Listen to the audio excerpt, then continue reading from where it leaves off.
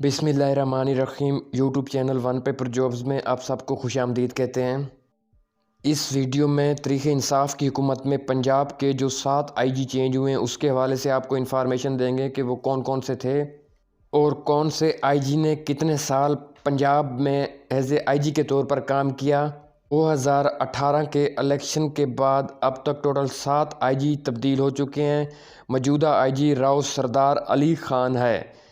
اس سے پہلے اگر بات کی جائے تو 2018 کے الیکشن کے وقت ڈاکٹر سید کلیم امام پنجاب کا آئی جی تھا۔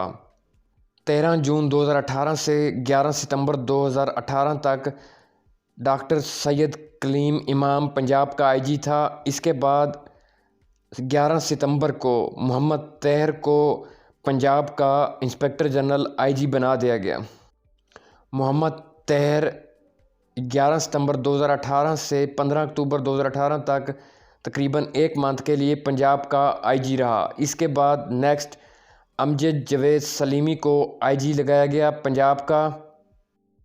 امجد جاوید سلیمی 15 اکتوبر 2018 سے آئی جی منتخب ہوا اور 17 اپریل 2019 تک پنجاب کا آئی جی رہا اور اس نے تقریباً 6 منتھ آئی جی کے طور پر خدمات دیں۔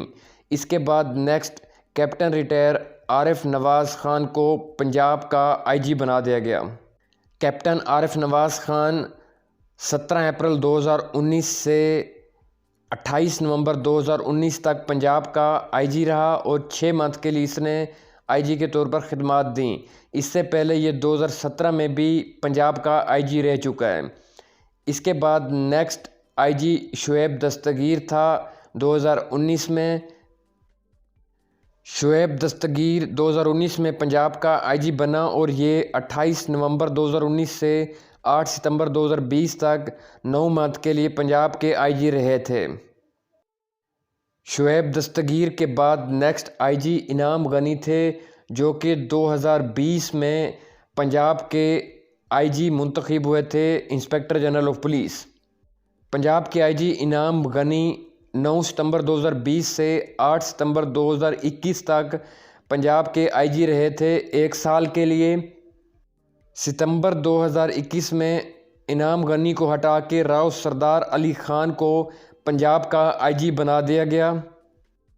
8 ستمبر 2021 کو راؤ سردار علی خان کو inspector general of police Punjab کا آئی جی بنا دیا گیا اور یہ پنجاب کا کرنٹلی آئی جی ہے راؤ سردار علی خان۔ اس طرح ٹوٹل 7 آئی جی چینج ہوئے ہیں تحریک انصاف کی پنجاب میں حکومت کے بعد۔ اس کے علاوہ ہمارے یوٹیوب چینل پر مزید بھی پولیس کے حوالے سے انفارمیشن موجود ہے۔ اگر آپ چاہیں تو ہمارا YouTube channel one paper jobs visit کر سکتے ہیں۔ Thank you.